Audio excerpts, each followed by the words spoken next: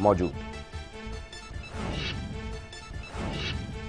समलैंगिक रिश्तों को अवैध बताने वाली धारा 377 पर फिर होगी सुनवाई। सुप्रीम कोर्ट ने 5 जजों की बड़ी बेंच को भेजा मामला। एमसीडी कर्मचारियों का मामला पहुंचा अदालत। दिल्ली सरकार ने दिसंबर तक का बकाया देने की दी दलील। दिल्ली हाईकोर्ट ने केंद्र से मांगा जवाब। 10 फरवरी को अगली सुनवाई। छात्रों की पिटाई पर एलजी ने दिल्ली पुलिस ज्वाइंट सीपी को किया तलब। सफाई में दिल्ली पुलिस ने जारी किया वीडियो। बस्सी बोले, अधिकार के साथ जिम्मेदारी का भी रखें ख्याल। स्कूलों में बच्चों की मौत पर दिल्ली हाईकोर्ट सख्त। दिल्ली सरकार, पुलिस, शिक्षा निदेशालय और दोनों स्कूलों के प्रिंसिपल से 7 दिन के भीतर मांगा जवाब। और केंद्रीय महिला बाल विकास मंत्री मेनका गांधी का अनोखा आइडिया। लिंग परीक्षण से रुकेगी भ्रूण हत्या। मेनका ने जयपुर में कार्यक्रम के दौरान कहा।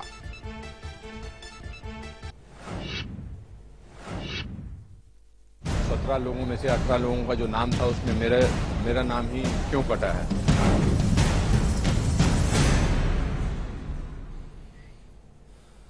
अठारह को जाना था, 17 लोगों को वीजा मिल गया, लेकिन एक अनुपम खेर, उनके लिए नो एंट्री। भारत बेशक पाकिस्तान से दोस्ती के लिए पहल करता रहा हो, लेकिन इस तरह की घटनाएं होती हैं और फिर उनसे माहौल भी बिगड़ता है। दोनों देशों की दोस्ती पर आंच भी आती है। दोनों देशों की बातचीत में तकड़ंगा लग सकता है और एक बार फिर पाकिस्तान की तरफ से ऐसा कदम उठाया गया है कि उसकी दोस्ती की मंशा पर सवाल उठ रहे हैं। पाकिस्तान ने बॉलीवुड कलाकार अनुपम खेर को वीजा मना कर दिया है, यानी अनुपम खेर के लिए पाकिस्तान में एंट्री मना है। में से 18 लोगों का जो नाम था उसमें मेरा नाम ही क्यों कटा है?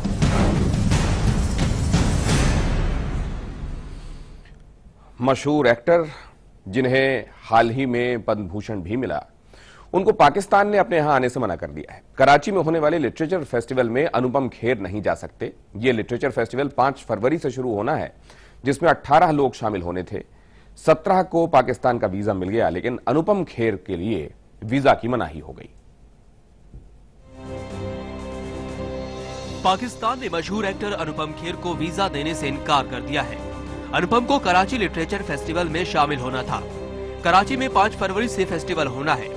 कुल 18 लोगों में से 17 लोगों को वीजा दिया गया है, लेकिन अनुपम खेर को वीजा नहीं दिया गया।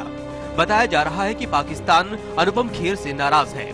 दूसरी तरफ पाकिस्तान की दलील है कि अनुपम ने वीजा के लिए आवेदन ही नहीं किया था।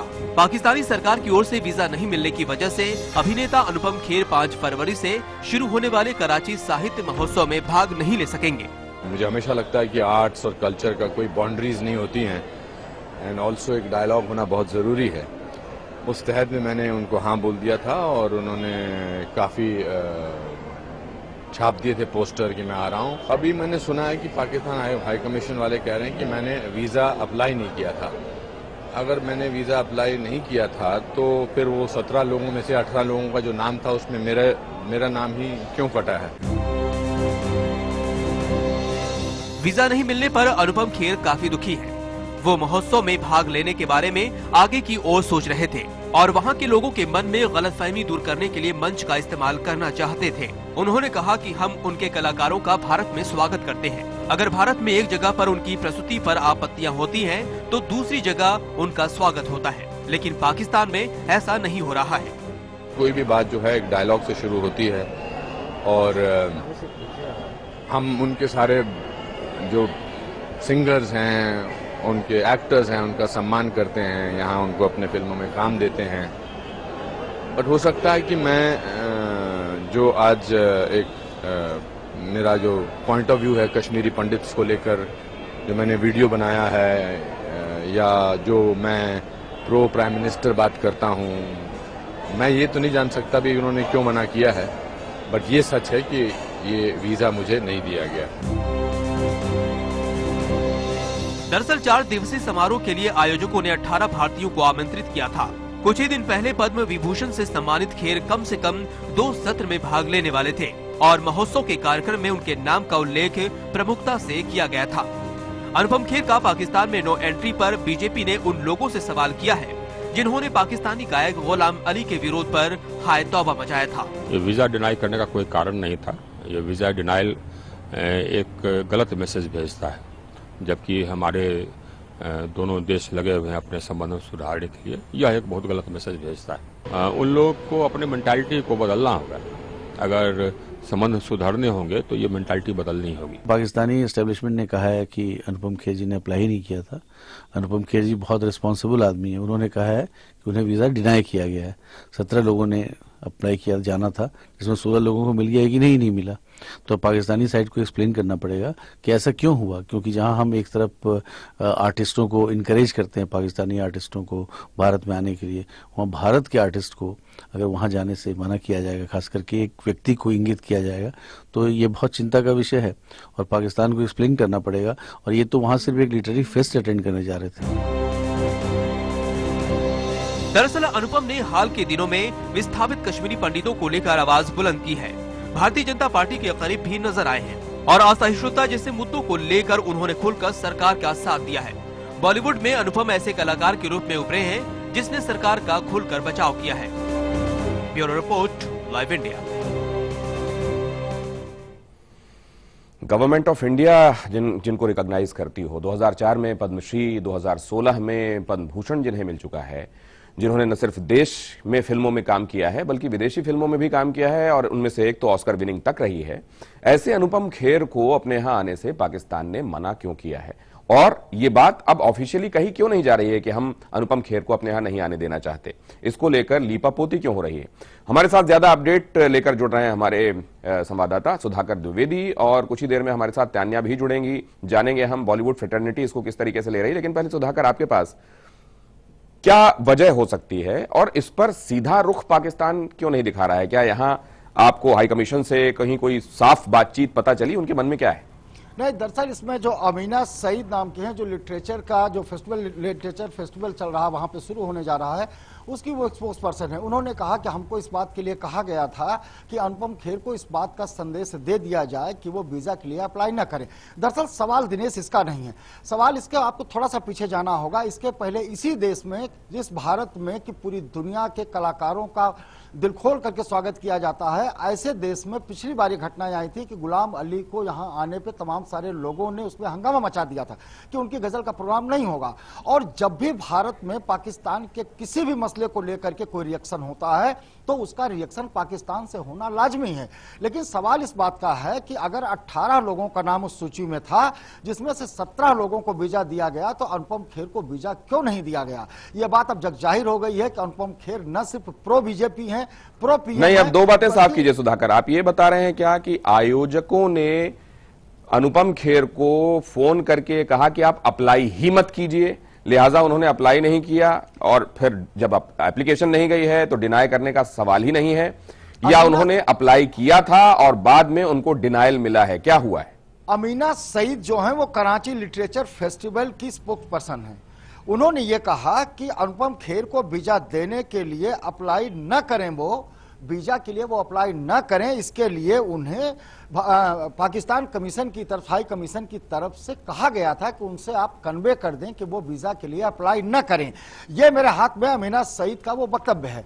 अब सवाल ये है कि पाकिस्तान हाई कमीशन को ऐसी जरूरत क्या आन पड़ी कि 17 लोगों को तो वीजा देने के लिए तैयार हैं, लेकिन अनुपम खेर को वीजा देने के लिए मना करने की उन्होंने सलाह दी है।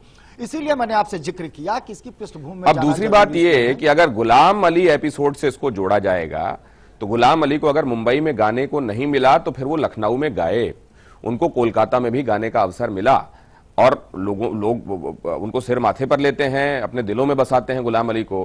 क्या अनुपम खेर को, एक आर्टिस्ट को, पाकिस्तान जाने से रोका जाना, इसको गंभीरता से ले सकती है सरकार और इसका आप दूरगामी असर भी देखते हैं, या आपको लगता है कि एक इतना ही महदूद रहेगा ये मामला और इसके बाकी रेमिफिकेशंस नहीं होंगे? नहीं, अब सरकार इस पे क्या कदम उठाती है, चूंकि अनुपम खेर ने सरकार से इस बात की उन्होंने जिक्र किया है कि वो अपील करेंगे कि पाकिस्तान सरकार से इस मामले में बातचीत करें। इसके पहले भी अनुपम खेर को मई 2015 में लाहौर के एक प्रोग्राम में एनजीओ ने उनको बुलाया था, तब भी उनको वीजा नहीं दिया था। यह दूसरी बार है कि जब अनुपम खेर को वीजा नहीं दिया गया है पाकिस्तान की सरकार की तरफ से। लेकिन सवाल दिनेश इस बात का नहीं, सवाल इस बात का है कि जब दोनों देशों के संबंध सुधारने की पूरी कोशिशें हो रही हैं, उसी समय जो है वो इस तमाम तरह के आतंकी हमले होते हैं। और उससे भी ज्यादा गई गुजरी बात तो यह है कि जो लेखक हैं, साहित्यकार हैं, साइंटिस्ट हैं, आपके कलाकार हैं, उन पे जब प्रतिबंध लगाया जाता है या उनके खिलाफ कोई इस तरह की कार्रवाई की जाती है तो उससे दोनों देशों में एक आवाज उठती है। और ये जो कार्रवाई की गई है निश्चित रूप से इसको लेकर के दोनों देशों के ये पाकिस्तान के लिहाज से तो अब दोनों देशों के बीच में जो कोशिशें चल रही हैं कॉम्प्रिहेंसिव बायलैटरल डायलॉग्स की, उस पे तो पता नहीं असर पड़ेगा कि नहीं। लेकिन अगर अब आने वाले दिनों में पाकिस्तान की तरफ से कोई आर्टिस्ट यहां आना चाहता है तो वो लोग जो पहले विरोध करते रहे, जिन्होंने आपने देखा कि किस कदर विरोध हुआ सुधींद्र कुलकर्णी के साथ जो कुछ किया गया, शिव सैनिक खास तौर से, वो लोग और मुखर हो जाएंगे, उनका मौका मिल जाएगा। आप हमारे साथ बने रहें, हम आपके पास लौटते हैं। इस मामले में पूर्व विदेश राज्य मंत्री शशि थरूर ने क्या कहा है वो सुन लें, उसके बाद फिर बातचीत आगे बढ़ाते हैं। देश ने किसी पाकिस्तानी को वीजा नहीं दिया और कोई पाकिस्तानी उनकी राय इस पे बताया तो हम क्या सोचेंगे? ये पाकिस्तान की सॉवरेन डिसीजन है। हम चाहते हैं कि हमारे दोनों देश के आपस में पीपल टू पीपल कांटेक्ट ज्यादा होना चाहिए। अनुपम खेर हमारे देश के एक बहुत प्रसिद्ध एक्टर है। उनको वहां जाके शायद उनके बहुत फैंस भी होंगे पाकिस्तान में जो उनको सुनना चाहेंगे। तो मेरे ख्याल में ये रिग्रेटेबल बात है, हमारे देश के एक प्रसिद्ध भारतवासी को ऐसे नहीं जानी दे। लेकिन फिर भी अंत में ये पाकिस्तान की चॉइस हमारे नहीं। ये शशि थरूर सोच रहे हैं या ये कांग्रेस सोच रही है? सुधाकर, इस बारे में आपको कुछ जानकारी मिली है? निश्चित रूप से शशि थरूर का व्यक्तिगत तौर पर, क्यों उन्होंने कांग्रेस के नेता हैं, लेकिन उन्होंने अपनी जो राय व्यक्त की है वो व्यक्तिगत तौर पर भी कांग्रेस पार्टी की तरफ से कोई इस तरह का रिएक्शन नहीं आएगा। लेकिन इसमें दिनेश थोड़ा सा और पीछे मैं आपको ले जाना इसलिए चाहता हूं कि एक जो कश्मीर को लेकर के जो पाकिस्तान में एक माहौल रहता है, हमेशा रहता है, सरकार किसी की रहे, चाहे वो आर्मी वहां रूल कर रही हो और चाहे वो सिविल गवर्नमेंट वहां रूल कर रही हो, उस भावना को देखते हुए वहां पर तमाम सारे डिसीजंस लिए जाते हैं, आगे पीछे किए जाते हैं। अनुपम खेर के बारे में पूरी दुनिया में जगजाहिर है कि वो कश्मीरियों की लड़ाई के लिए जो बेघर कश्मीरी हैं, विस्थापित कश्मीरी हैं, उनको लेकर के आवाज बुलंद करते रहे हैं। लेकिन अब पिछले कुछ दिनों से, स्पेशली आप अगर देखेंगे कि मोदी की सरकार आने के बाद से उनकी मुखरता और ज्यादा बढ़ी है। तो एक तो सेंटर में मोदी की सरकार जो बीजेपी की सरकार है, और दूसरे कश्मीर के इशू को लेकर के अगर कोई भी अग्रेसिव होकर के कोई बात करेगा तो बट नेचुरल है कि पाकिस्तान की आवाम भले ही उसको एक्सेप्ट कर ले, लेकिन वहां के जो हुक्मरान हैं उनके दिमाग में बात बैठी रहती है कि कहीं ऐसा ना हो कि वहां की आवाम जो है इस मसले को किसी और तरह से ले ले। निश्चित रूप से अनुपम खेर का प्रो कश्मीरी पंडितों के बारे में बोलना, लिखना, पढ़ना और उसके बाद प्रो बीजेपी होना, यह कहीं ना कहीं से एक वजह हो सकती है। लेकिन सवाल फिर से यही खड़ा होता है कि क्या कलाकारों के आने जाने पर इस तरह का विरोध या इस तरह का स्ट्रेटजी अपनाना यह दोनों देशों के लिए हितकर होगा? इसके पहले भारत में गुलाम अली को लेकर के हो गया है, सुधीर कुलकर्णी के साथ यह हो गया है। उसके ठीक पहले कांग्रेस के बड़े नेता हैं मणिशंकर अय्यर, उन्होंने पाकिस्तानी टीवी के एक चैनल में बाकायदा इस बात को कह दिया था कि अगर मोदी रहेंगे तो भारत पाकिस्तान के बीच में वार्ता हो ही नहीं सकती, इसलिए हटना चाहिए। आप इन सब चीजों को जब देखेंगे, पीछे पृष्ठभूमि में जाएंगे तो ये चीजें साफ साफ उभर के आती हैं कि जो बीजेपी या संघ की जो थिंकिंग है या बीजेपी प्रो बीजेपी जो थिंकिंग है वो एक तरफ है। सवाल यह है कि क्या पाकिस्तान में भी टॉलरेंस को लेकर कहीं कोई चर्चा खासतौर से इस तरह के मामलों में होती होगी? अब एक छोटा सा ब्रेक लेना होगा, लेकिन हमारे साथ सुधाकर लगातार बने हुए हैं और उधर तानिया हमारी संवाददाता मुंबई से जुड़ रही हैं। ब्रेक के बाद उनके पास चलेंगे, हाजिर होते हैं। 17 लोगों में से 18 लोगों का जो नाम था उसमें मेरा नाम ही क्यों कटा है?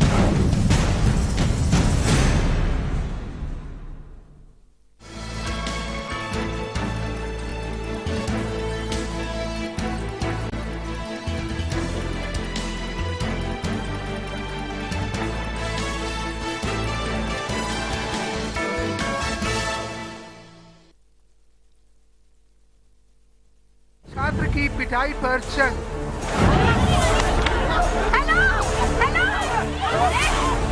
आखिर क्यों हुआ हादसा? बीडीसी मेंबर की हत्या।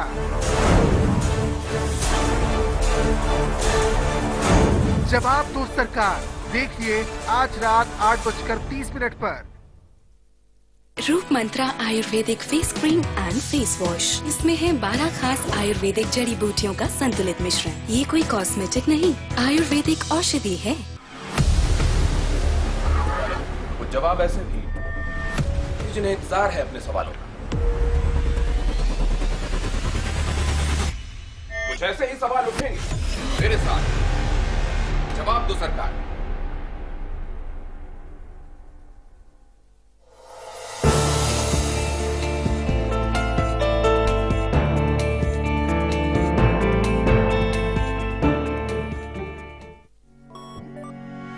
अब आप न्यूज के रहेंगे और भी ज्यादा करीब लाइव इंडिया ऐप के साथ।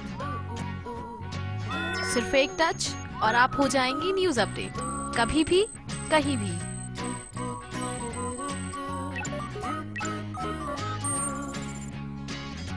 लाइव इंडिया ऐप हथेली पर दुनिया। डाउनलोड करें गूगल प्ले स्टोर और ऐप स्टोर से। लोगों का जो नाम था उसमें मेरा नाम ही क्यों कटा है?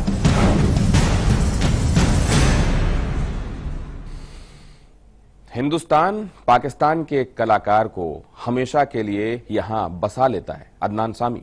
लेकिन यहां के कलाकार को पाकिस्तान जाने के संदर्भ में वीजा भी नहीं दिया जाता। वीजा नहीं दिए जाने के संदर्भ में सबसे अहम बात जो सामने आ रही है वो ये कि क्या पाकिस्तान हाई कमीशन ने आयोजकों को ये कहा था कि वो अनुपम खेर से वीजा अप्लाई नहीं करने के लिए कहें? इस पर हम बात करेंगे। उससे पहले आपको दिखाते हैं अनुपम खेर का बयान, जिसमें उन्होंने वीजा नहीं दिए जाने पर गहरा अफसोस जताया है और कहा है कि सीमाओं की सियासत में कलाकारों को नहीं बांधना चाहिए। Pakistan Lit Festival will tell the Home Ministry of Pakistan to send a clearance to Indian High Commission, and at that time my representative, my friend Mr. Ashok Chopra will be in touch with Pakistan High Commission, and the moment a clearance comes from Pakistan Home Ministry, he will go with my passport and my papers and the visa will be stamped. That's the process. So I feel that either I am a Kashmiri Pandit and I'm not playing a card of Kashmiri Pandit, I'm not trying to divide people, but these are the thoughts which are coming in my mind. Or I have spoken about this issue, tolerance, intolerance, etc. I have taken a stand, I have applauded my Prime Minister, because otherwise there is no logical reason that is coming in my mind that why this visa has been denied to me. And this has happened the third time. Possibility of lot of things that can happen. So that was the reason and I was very excited. मेरी shooting schedule मैंने change किया, मुझे विदेश जाना था, फिर मैंने कहा नहीं मैं change करके जैसे तैसे वहाँ पहुँच जाऊँगा। और इस दौरान Pakistan film and television journalist association के चेयरमैन ने मुझे खत लिखा कि आप हमारे साथ डिनर करिए। मैंने 6 तारीख की शाम को उनको भी डेट दे दी थी। या तो इंटॉलरेंस टॉलरेंस की बहस पर जो मेरे विचार थे उसकी वजह से ऐसा हुआ होगा, या मैं क्योंकि अपने प्रधानमंत्री को इस संदर्भ में उनको सही मानता हूं शायद इस वजह से, या फिर मैं कश्मीरी पंडित हूं, ये वजह रही होगी। तीसरी बार मुझको वीजा डिनाई किया गया है। उन्होंने अपनी एक शूटिंग को रीशेड्यूल कराया। सोनाग्राम फिल्म की शूटिंग कर रहे हैं वो, ब्रिटेन उनको पहुंचना था लेकिन इसको रीशेड्यूल उन्होंने कराया और आप देख रहे हैं कि वो किस कदर इस बात से आहत हैं। हमारे साथ सुधाकर हमारे संवाददाता बने हुए हैं। सुधाकर, अब ये बात कम से कम हाई कमीशन को साफ करनी चाहिए कि क्या होम मिनिस्ट्री ने उनकी अनुपम खेर की सिक्योरिटी को लेकर कोई एप्रीहेंशन जाहिर किया था क्या, जिसकी वजह से पाकिस्तान हाई कमीशन ने उनको वीजा नहीं दिया, या इस सब विवाद से पाकिस्तान का जो ऑपरेटस है वो अपने आप को दूर रखना चाहता था, इसलिए इस लिटरेरी फेस्टिवल की जो आयोजक हैं उनको कह दिया गया कि आप सीधे ही मना कर दीजिए फोन करके उनको कि वो अप्लाई ही ना करें। इस बारे में साफ करना चाहिए उनको स्थिति। हाँ, निश्चित रूप से बिल्कुल साफ करना चाहिए। अगर साफ नहीं करते, देखिए सिक्योरिटी या सच कोई मसला नहीं है, क्योंकि अगर 17 इंडियंस वहां पे फेस्टिवल पे जा रहे हैं, पार्टिसिपेट कर रहे हैं, अगर उनकी सिक्योरिटी कोई दिक्कत नहीं है तो अनुपम खेर की सिक्योरिटी को कोई इतनी बड़ी दिक्कत नहीं है। और ऐसा भी नहीं कि पाकिस्तान में उनके खिलाफ लोग इतना नाराज हैं कि उनके जान माल को कोई नुकसान हो सकता है। निश्चित रूप से जिस तरह की कार्रवाई, जिस तरह से सईदा, जैसा मैंने आपको नाम बताया था कि अमीना सईद को जिस तरह से इंस्ट्रक्शन दिया गया था कि आप अनुपम खेर को यह सलाह दें कि वो अपना वीजा न लगाएं, इसका साफ साफ मतलब ये होता है कि पाकिस्तान सरकार की, खास करके होम मिनिस्ट्री की तरफ से। सुधाकर जी, आप हमारे साथ बने रहे हैं। हमारे साथ तानिया जुड़ रही हैं, हमारी संवाददाता मुंबई से। तानिया, अनुपम खेर को वीजा डिनायल के मुद्दे पर क्या बॉलीवुड एकजुट है? क्योंकि टॉलरेंस इंटॉलरेंस के मुद्दे पर जो लाइन अनुपम खेर ले रहे थे वो अलग थी। बहुत सारे ऐसे लोगों से जो फिल्म इंडस्ट्री में काम करते हैं, उनको वीजा नहीं दिए जाने को लेकर वहां फिल्म इंडस्ट्री में, बॉलीवुड फ्रेटर्निटी में क्या चर्चा है? जी, अभी तक जो अनुपम खेर जी हैं, उन्होंने खुद भी ये बात बोली है कि मैं टॉलरेंस के बारे में शायद बात करता हूँ, इसी वजह से मेरे खिलाफ ये हुआ है। लेकिन अभी तक बॉलीवुड की तरफ से तो कोई कंफर्मेशन नहीं आई है। लेकिन अनुपम खेर जी ने ये जरूर कहा है अपनी प्रेस कॉन्फ्रेंस के दौरान कि जब पाकिस्तानी एक्टर्स मुंबई में आते हैं तो भले ही मुंबई में उनको जी, ये हमने देखा तानिया, ये हमने देखा, उन्होंने अपनी प्रेस कॉन्फ्रेंस में जो कहा वो हमने देखा। लेकिन आप कह रही हैं कि उनके साथ सॉलिडेरिटी के संदर्भ में इस मुद्दे पर बॉलीवुड से अभी तक कोई आवाज नहीं उठी है। क्या ये अपने आप में एक इशारा है? जी बिल्कुल, कहीं ना कहीं जहां आजकल इंटॉलरेंस का मुद्दा बना हुआ है, वहीं पर कहीं ना कहीं बॉलीवुड बहुत घबरा रहा है। किसी भी मुद्दे पे बात करने के लिए, किसी भी मुद्दे पे अपनी आवाज उठाने के लिए कहीं ना कहीं बॉलीवुड 10 बार सोच रहा है कि हम किसी मुद्दे पे आवाज अगर उठाए तो वो कहीं उनके लिए ही प्रॉब्लम का कारण ना बन जाए।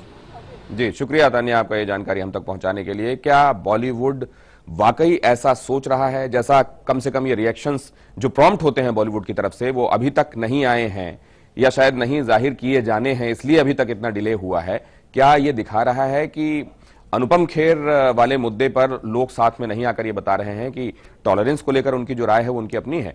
बहरहाल हमारे साथ सुधाकर बने हुए हैं और ब्रेक के उस पार हम ये भी समझेंगे। सुधाकर, आपका बहुत धन्यवाद। आगे हमको क्योंकि एक रिपोर्ट दिखानी है और जिसमें हम ये दिखाएंगे कि गुलाम अली के साथ क्या हुआ था जब मुंबई में उनको अपना प्रोग्राम पेश करना था।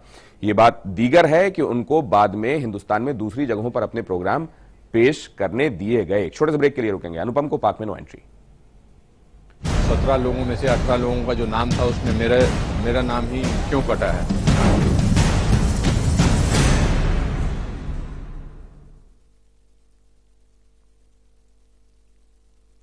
पेट्रोलियम पदार्थ सीमित हैं और जल्द ही खत्म हो जाने वाले हैं, इसीलिए इन दुर्लभ पदार्थ को बचाना जरूरी है। एलपीजी बचाने के लिए प्रेशर कुकर का इस्तेमाल करें। पीसीआरए द्वारा बताए गए साधारण टिप्स अपनाइए। आइए दोस्तों, हम ईंधन बचाएं और देश की प्रगति में हाथ बटाएं। पीसीआरए का एंड्रॉइड ऐप डाउनलोड करें और एलपीजी बचत के उपाय जानें। पेट्रोलियम संरक्षण अनुसंधान संघ, भारत सरकार द्वारा जनहित में जारी।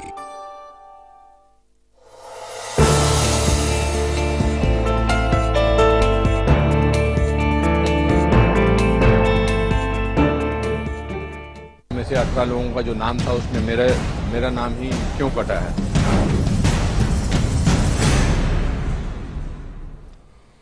गुलाम अली एपिसोड को जोड़कर देखा जा रहा है। अनुपम खेर को वीजा के संदर्भ में जो पाकिस्तान ने मना किया है, उस इशू को, क्या ऐसा वाकई है? हुआ क्या था? ये रिपोर्ट।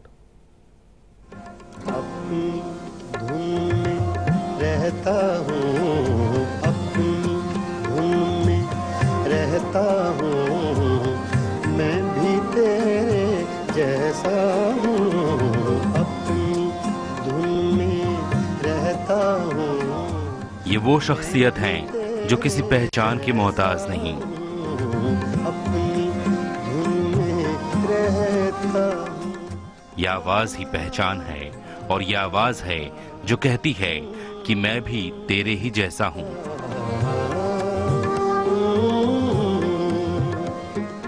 मैं सरहद के इस पार हूँ या सरहद के उस पार हूँ, मैं मौसीकी का आशिक, मैं संगीत का सौदागर, मैं तो एक मुसाफिर हूँ जिसका काम शहर दर शहर अपनी आवाज से आवाम को जोड़ना है।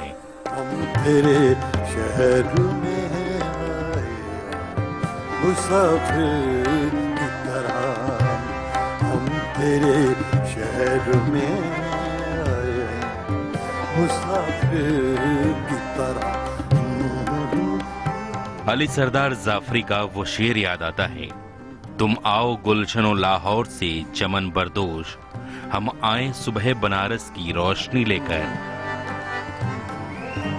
हिमालय की हवाओं की ताजगी लेकर, और उसके बाद ये पूछें कि कौन दुश्मन है। नफरतों ने जो लकीरें धरती पर खींच दी और जिंदा इंसानों को जुदा कर दिया, उसे जो एक आवाज 40 सालों से जोड़ती है, वो आवाज है उस्ताद गुलाम अली खान साहब की। आज उस फनकार को लेकर हंगामा बरपा हुआ है। डाका तो नहीं डाला, डाका तो नहीं डाला, चोरी तो नहीं की है, हंगामा है क्यों बरपा।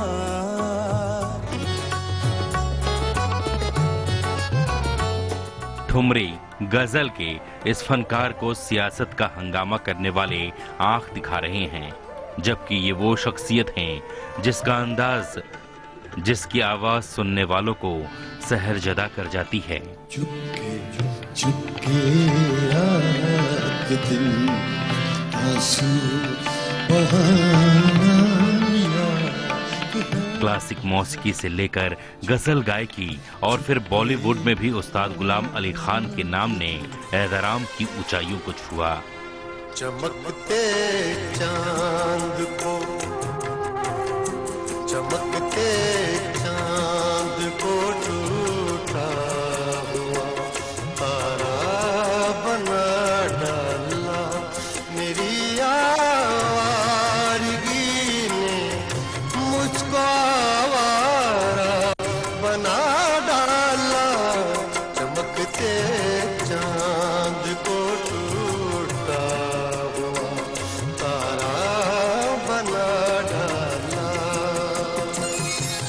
महाराष्ट्र में सियासत का ये कैसा शोला है जो संगीत के सम्राट को झुलसा जाता है। वो भी ऐसा फनकार जिसने अपनी गजलों के जरिए सिर्फ और सिर्फ मोहब्बत बांटने की कोशिश की। ये दिल, ये पागल दिल मेरा क्यों बुझ गया आवारगी। ये पागल दिल मेरा क्यों बुझ गया आवारगी। इस दश्त में एक शहर था, इस दश्त में एक शहर था, वो क्या हुआ आवारगी।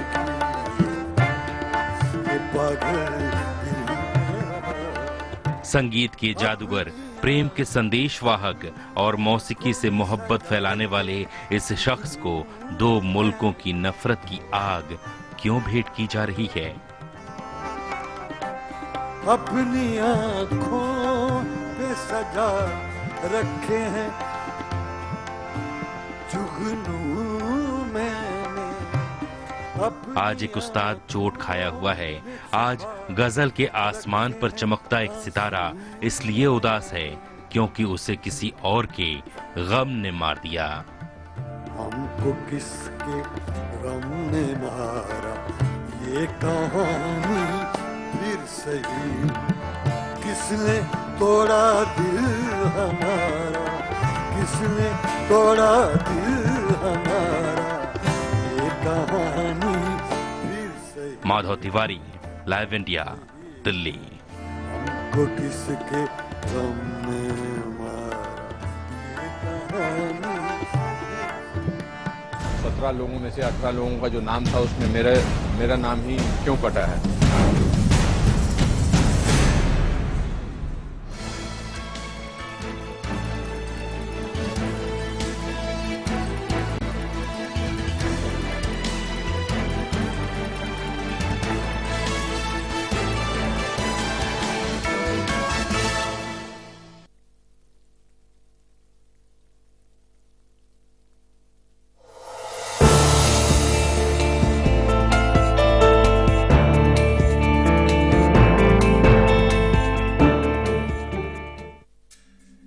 परेशानियों से भरे न जाने कितने दिनों,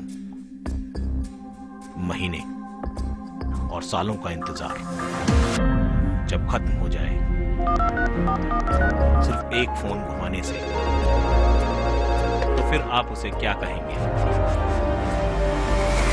लाइव इंडिया हेल्पलाइन, सिर्फ लाइव इंडिया।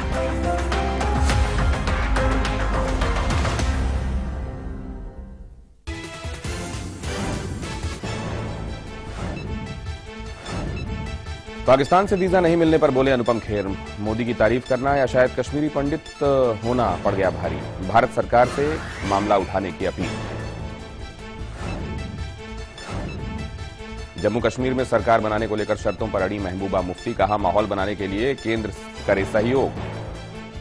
राम माधव का बयान, सरकार बनाने के लिए नहीं होनी चाहिए शर्त।